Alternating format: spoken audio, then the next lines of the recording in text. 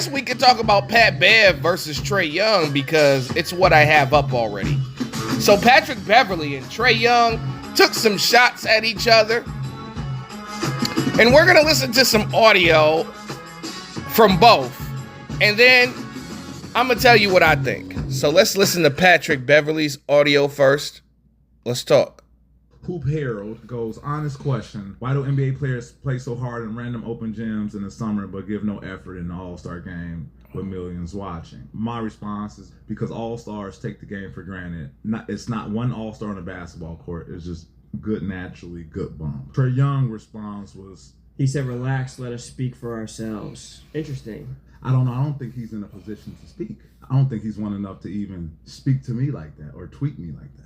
He's been to the playoffs 3 times. I've been to the playoffs 9. 9 is more than 3. He's been in the NBA 7 years. My first 7 years, I didn't miss the playoffs at all. Interesting. In the Western Conference. Interesting. Right? His rebuttal is probably going to be, yeah, you want the main player in the team.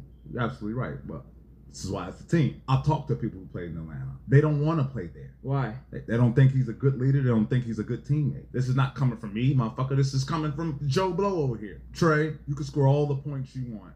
You can make all the money you want.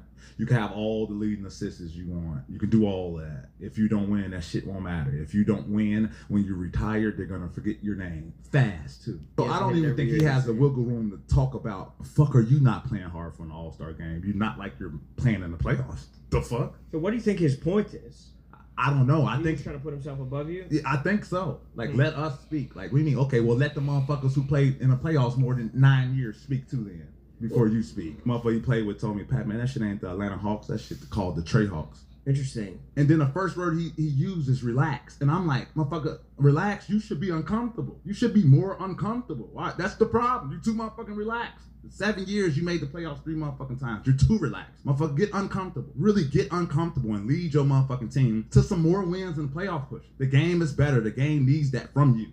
Trust me. It's kids up here that look up to you talking about me fucking relax. You get uncomfortable. I challenge you to do that. Don't put yourself up here, right? Because you score a lot of points and a lot of assists, but you lose. Well, it seems like he's just trying to take it as a chance to take a shot that you haven't been in an All-Star game. Obviously. But I've been on teams who won 50 games. I don't know what missing the playoff feels like. I have to tell my family every year, your daddy be home in June. I don't know what April and early May in Atlanta feels like. I don't. Knee deep in the trenches. I mean, I think the obvious answer to the actual question is that people are trying to get better in the summertime, and nobody's trying to get better during the All-Star game. They're trying to, like, you know, just get some a fancy layup. Okay, well, if that's the case, go get MVP every year in the All-Star game. Then I won't say shit to you. You relax. Motherfucker, you know what? Don't relax. You get uncomfortable. Fuck that. You're too relaxed. You're too motherfucking cool. Stop being so cool. Hoop hair. Okay, now we're going to go to what Trae Young said in response, and then we're going to talk. You said it. Nothing to do with any of the guys' legacies and players that I'm about to name, because to be honest, I didn't really want to mention anybody's name in this, because this is between me and you. You play with some big time players, my guy. You talk about winning and impact winning and all these things. You've been on some teams with some big time players. How about I go through a list of these guys? LeBron, Giannis, Kawhi Leonard, Paul George, Ant-Man, Cat. And we're not even going to talk about how we celebrate play-in wins. I win play-in games on the road, and I'm ready to get to the playoffs. You win play-in games at home, and you standing on the scores table acting like it's a championship. We celebrate wins different, too. But let me get back to these guys. You've had some great teammates over these years that you've only been able to make the conference finals with because your impact was that strong. One time, James Harden, Russell Westbrook, Sweet Lemon Pepper Lou, and Dwight Howard. I can go on and on. Them is just the Hall of Famers that I could just pop on the list right now. Let's not name some of the guys that I know may have listened to you when they was around you, but the way they act is not the way you act. Even from the young guys who are going to be future Hall of Famers. A guy who just won MVP, a guy who just won a championship. I know he looked up to you as a rookie, but you saw what happened when he left. But we don't even need to get into that. Some of them are still adding on to their legacies in the game of basketball. We're talking basketball here. In one conference finals to show for it, your impact for winning was very strong, huh? This shot again to them guys, because I know from being in my shoes, I know how hard it is to win in this league. I know how much luck you have to have on your side to win at a high level and go play into June, like you said. because you play in June every year, huh? You've been able to play with all these guys, and you talk about impact winning. Where was your real impact winning? I know you were labeled as a tough defender, a great defender, and the accolades say that you were. But I promise you, anytime you was on the court with me, I was never scared of you. I was never scared of Patty Bev. And as you can tell, Patty don't scare me now. And also, let me clarify my tweet for you, since you want to do it this way. Relax. Let us speak for ourselves. It's simply just that.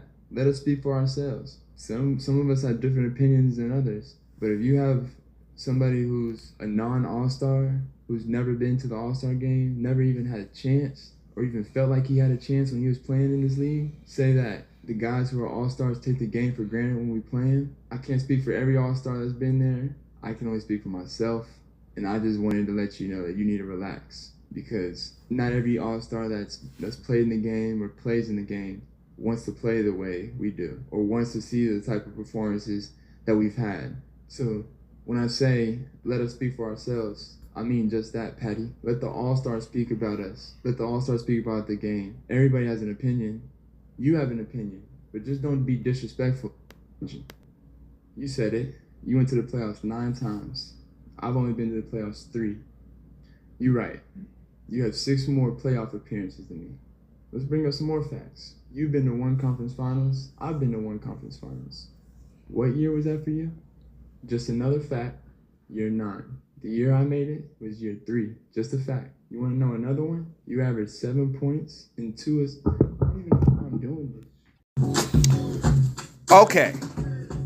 My thoughts about this is, hey, yo, man, Trae Young put Pat Bev in a blender. Like, god damn. He fucked that boy up. And Trae Young is right.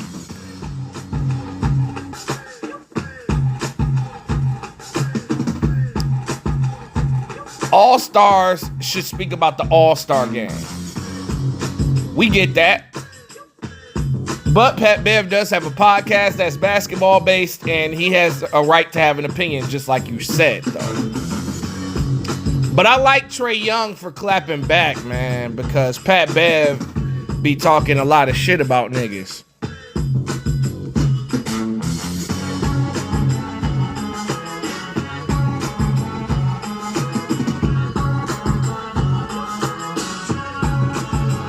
Okay. But yeah, man, Trae Young won the back and forth. And let me look and see the matchup between Pat Bev and Trae Young. Let's see like what he did against Pat Bev. So according to StatMuse, I mean, I think he put this up on his page. He put this up on his page at the end of the video. Trae Young put this up because I saw this. So over his career, Trae Young has averaged 28 points, 11 assists, and 3 rebounds in 7 games versus Pat Bev in his career. We gotta look at what he shot. My God. Okay, so the first game, he shot 8 of 22, 25 points, had 17 assists. Then he went 10 for 18, 10 for 17. He went 11. Okay, so this actual game, he had 29 points. Jesus. Then he shot 12 of 24 against him. 32 points. Then he had 22 and 13. Shot 5 of 14. Pat Bev did a decent job on him. But yeah, man, 28 a game, and you're supposed to be an up-top defender. Like, Trae Young averaged this. Matter of fact, it's higher than his points average. A great defender, or a so-called defender, right, would hold their opponent to, you know, lower than their scoring average. Like at least a point under their scoring average.